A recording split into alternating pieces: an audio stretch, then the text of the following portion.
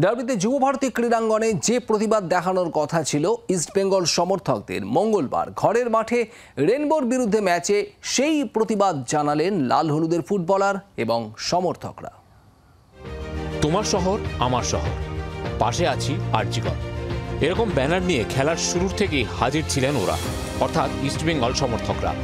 নির্যাতিতার জন্য বিচার চেয়ে কেবল সমর্থকরাই নন, উদ্যোগ নিয়েছিলেন দুই দলের ফুটবলাররাও। ম্যাচের আগেই রেনবোর শিল্টন সহ বাকি ফুটবলাররা নির্যাতিতার জন্য বিচার চেয়ে বিশেষ জার্সি তুলে ধরেছিলেন। আর ইস্টবেঙ্গলের সঞ্জীব ঘোষ প্রথম গোল করার পরই ইস্টবেঙ্গল ফুটবলারদের তরফে শ্রদ্ধা জ্ঞাপন করা হয়।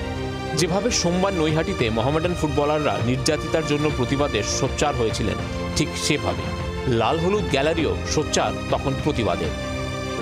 ইস্টবেঙ্গল সমর্থকেরা ম্যাচ জেতার পরেও তারা কিন্তু বিচার চাইছেন এবং চাইছেন যে আরজিকর কাণ্ডে দোষী ব্যক্তি শাস্তি পাক।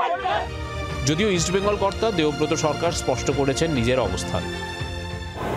স্বাধীন দেশের স্বাধীন নাগরিক, যে কেউ স্বাধীনভাবে লড়াই ধর্ম না করে যে কেউ করতে পারে, তার ব্যক্তিগত স্তর, সেখানে ক্লাব এবং তার কোনো প্রতিষ্ঠানের দায়বদ্ধতা থাকে না।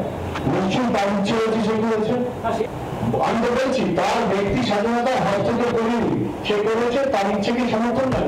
ক্যামেরায় চন্দনের সঙ্গে দেবাঞ্জন, 24 ঘন্টা। বাংলার আওয়াজ, বাঙালির আবেগ, জি 24 ঘন্টা।